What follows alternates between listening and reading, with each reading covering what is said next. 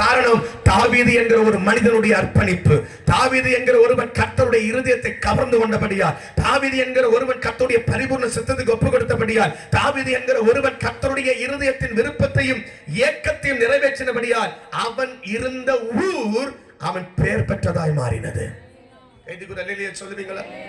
அது மாத்திரமல்ல, ஆபிரகாமின் குமாரனும் ஈசாக்கின் குமாரனும் யாக்கோபின் குமாரனும் ஆகிய இயேசுன்னு சொல்ற இடத்துல மேல யார் வரந்தா? யார் வந்தா? தாவீதுங்கிற பெயர் மாற்றப்பட முடியாதாய் மாறினது. காரணம் என்ன? அவன் யூதாவின் சந்ததியில பிறக்கணும் தெய்வம் முன்குறிச்ச பொழுது ஒரு ஆட்டிடையனை, ஒரு ஆமென் ஸ்தோத்திரம், ஆடு மேய்க்கிறவனை, ஒரு சின்ன கிராமத்தில் இருந்தவனை, நேற்று உங்களுக்கு அந்த சரித்திரத்தை சொன்னேன், புறக்கணிக்கப்பட்ட ஒருவனை, அவனுடைய கிராமத்தை அவன் கட்ட தெரிந்து கொண்ட காரணம் அவன் தேவனுடைய இருதயத்துக்கு ஏற்றவனாய் இருந்தான், தேவனுடைய பரிபூர்ண சித்தத்தை செய்கிறவனாய் இருந்தான்.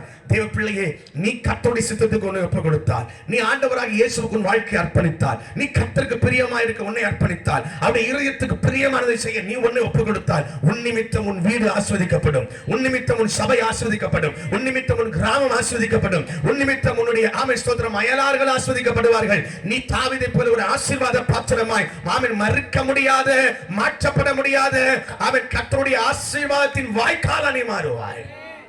அல்லேலூயா. சத்தம் ஒரு ஆமென் சொல்லுவோமா? நேற்று தினம் யோசேப்பை குறித்து சொன்னேன். அவன் போத்திபாருடைய மனைவியை ஆமென் ஸ்தோத்திரம் அவன் சந்தோஷித்திருந்தால், அவருடைய விருப்பத்திற்கு இவன் தன்னை விட்டுக் கொடுத்திருந்தால், போத்திபார் வீட்டிலேயே அவன் எப்படிப்பட்டவனாய் இருந்திருப்பான்? உயர்ந்தவனாய் இருந்திருப்பான். ஆனால் இவன் மேல் அந்த அழைப்பும் தரிசனமும் நிறைவேறாது. இதுதான் சத்துருவின் திட்டம். சின்ன சின்ன ஆசைகளை காண்பித்து, சின்ன சின்ன ஆமென் ஸ்தோத்திரம் உலகத்தினுடைய நன்மைகளை காண்பித்து, எப்படி ஏசாவுக்கு ஒரு சின்ன ஆமென் சகப்பு கூள காண்பித்து சேஷ்டபுத்திர பாகத்தை திருடி போட்டானோ, சத்துரு எடுத்து போட்டானோ, அதே போல இந்த உலகத்தினுடைய ஆசாபாசங்களை காண்பித்து ஆமென் ஸ்தோத்திரம் நம்முடைய பார்வைக்கு இதுதான் நல்லது என்கிற ஒரு சிந்தனையை நமக்கு கொடுத்து, இப்படி செய்தா இந்த இடத்துல நமக்கு ஒரு நன்மையா இருக்கும் என்கிற ஒரு தேவ திட்டத்துக்கு விரோதமான சிந்தனையை நமக்கு கொடுத்து, அதற்கு ஏற்ற ஆலோசனைகளை கொடுத்து அவன் என்ன பண்ணிடுவான்? நமக்கு முன்பாக கட்ட வைத்திருக்கிற பெரிய திட்டத்திலிருந்து விழ வைத்து விடுவான். இதுலதான் அநேகர் விழுந்து போகிறார்கள்.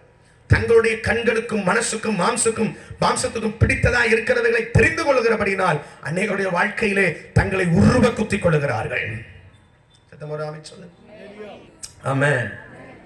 அதுக்கு எல்லாமே சாத்தான் என்ன பண்ணுவானா? எல்லாவற்றையுமே உங்களுக்கு ஒத்து வர்ற மாதிரி நடக்க பண்ணுவான். எல்லாமே உங்களுக்கு எப்படி இருக்கும்? சாதகமா இருக்கும். நீங்க நினைக்கிறது தான் சரி, போத்திபார் மனைவி தான் சரியான ஆளு அப்படி நிரூபிக்க சாத்தான் எல்லாத்தையுமே உங்களுக்கு சாதகமா கொண்டு வருவான். பாருங்க, போத்திபார் மனைவி கூப்பிடும் போதெல்லாம் வீட்டுல யாரும் இருக்க மாட்டா, யாருமே இருக்க மாட்டா, யாருக்குமே தெரியாது. கடந்த நாட்கள்ல ஒரு சகோதரியுடைய வாழ்க்கை, அவங்களுக்கு திருமணமாகி கணவன் அவங்களும் பிரிஞ்சிருக்கிறாங்க. கணவன் வந்து சரியில்லை. அப்போ பிள்ளைங்க பார்த்தீங்கன்னா, பையன் இப்போ 12ஆம் வகுப்பு படிக்கிறான், சாரி காலேஜ் படிக்கிறான், பொண்ணு 12ஆம் வகுப்பு படிக்கிறான். இப்போ அவங்க ஆராதிக்கிற சபையிலேயே ஒருத்தர் வந்து, நான் உங்களுக்கு வாழ்க்கை கொடுக்குறேன் சிஸ்டர். என்ன கொடுக்குறேன்? வாழ்க்கை கொடுக்க விரும்புகிறேன். அப்போ கூட இருக்கிற ஊழியக்காரங்களாம் சொல்கிறாங்க, இந்த பிரதரா, ஐயோ எத்தனையோ பேர் கல்யாணம் பண்ண சொல்லி இவர் இதுவரைக்கும் என்ன பண்ணலை, அவரும் பிரிஞ்சிருக்கிறவர் தான். அப்போ உங்களுக்கு வாழ்க்கை கொடுக்குறாருன்னா ரொம்ப நல்லது, உடனே கட்டிக்கோன்னு அந்த சகோதரிக்கு எல்லாருமே ஊக்கப்படுத்தினாங்க. தீர்க்கதரிசனம் சொல்ல ஆரம்பிக்கிறாங்க. இவங்களுக்கு எல்லாமே என்ன ஆகுன்னா, பொதுவாகவே இந்த மாதிரி சத்துரு 2 பேரை சேர்த்து விடுறான்னா அவங்க பார்த்தீங்கன்னா எல்லாமே கோஇன்சிடென்ஸாக நடக்கும். அவங்க நினைக்காத நேரத்தில் 2 பேரும் ஒரே இடத்துல சந்திக்கிற மாதிரி அடிக்கடி சந்திக்க வேண்டியது இருக்கும். அது ஏன் சந்திக்கிறோம்னு அவங்க நினைப்பாங்க, ஓ இதுதான் கர்த்தருடைய சித்தம் போல. ஒரே மாதிரி ட்ரெஸ் போட்டு வந்துடுவாங்க. ஒரே இல்லையா சொல்லுங்க பார்க்கலாம். இதெல்லாம் காலேஜில் நடக்கிற விஷயம், சர்ச்சிலையும் இப்போ நடக்குது. ஆமென். அப்ப என்ன நடக்குது? சாத்தா எல்லா வச்சும் எப்படி காண்பிக்கிறான்? நான் சொன்னேன், சிஸ்டர் அவங்க பிள்ளைங்க காலேஜ் படிக்கிறான், அவங்க பிள்ளைங்களுக்கு 2 பேருக்கு இதுல சுத்த சம்மதம் இல்லை, விருப்பம் இல்லை.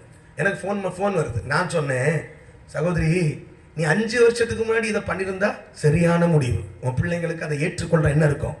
மனப்போக்கம் இல்லை. இனி 5 வருஷம் கழிச்சு என்ன பண்ணு செய், உன் பிள்ளைங்க 2 பேருக்கு என்ன பண்ணு, கல்யாணத்தை பண்ணி வச்சுட்டு பண்ணு. அந்த 2 ஏத்துக்கிற மனம் இல்லை. அப்போ அங்கே ஒரு ஊழியக்கார அம்மாட்ட கேட்டாங்க. அந்த ஊழியக்கார அம்மா சொல்லிச்சு, அதுகளா அது எங்கிட்ட சுத்திட்டு கடைசியில் இங்கத்தான் வர, எங்க போவோம்? யாரு இத்தனை வருஷம் இந்த சகோதரி கண்ணீர் வடிச்சது யாருக்காக? ஒரு தாயார் நின்று தகப்பன் இல்லாம போராடுறது யாருக்காக? அழுதது யாருக்காக? ஜெபம் பண்ணது யாருக்காக? அலைஞ்சது யாருக்காக? பாடுபட்டது யாருக்காக? கடன் பட்டது யாருக்காக? இந்த குடும்ப கர்த்தர் உனக்கு கொடுத்தது உத்தரவாதம், பிள்ளைகளை கொடுத்த உத்தரவாதம் உன் மேல இருக்கு. ஆமென் சொல்றீங்களா?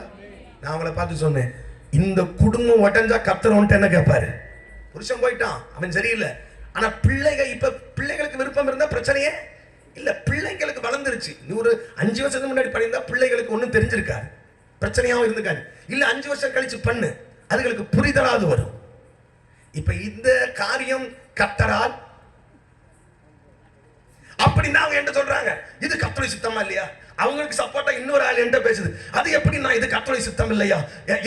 அந்த அம்மா சொல்லுது, என் மேரேஜ் கூட நிறைய குழப்பத்தோட தான் நடந்து. குழப்பத்தோட நடந்து சரி, குழப்பத்தோட நடக்கிறதெல்லாம் கர்த்தருடைய சித்தமா? இல்ல குழப்பம் இல்லாம நடக்கிறதெல்லாம் கர்த்தருடைய சித்தமா? ஏமா கர்த்தருடைய சித்தம்னா ஞானம் ஒண்ணு கொடுத்துருக்காரா இல்லையா? இந்த 2 பிள்ளைங்க வாழ்க்கை என்ன ஆகுறது?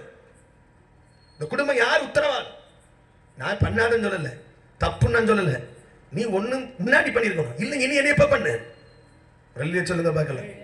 இப்படிதான் எல்லாத்தையும் நம்ம கண்ணு முன்னால நமக்கு ஏற்றதா காமிப்பான். ஆனா அன்னைக்கு யோசேப்பு மாட்டிருந்தானா கர்த்தர் அவன் மேல் வைத்த பெரிய திட்டம் உடைக்கப்பட்டிருக்கும். அவன் ஒன்றுமில்லாமல் போயிருப்பான். அவன் அபிஷேகத்தை காத்துக்கொண்டான், பரிசுத்தத்தை காத்துக்கொண்டான், தேவ திட்டத்தை காத்துக்கொண்டான். கைது கூறாமல் சொல்றீங்களா? நீ தேவ சித்தத்திற்கு பரிபூர்ணமாய் ஒப்புக் கொடுக்கும் பொழுது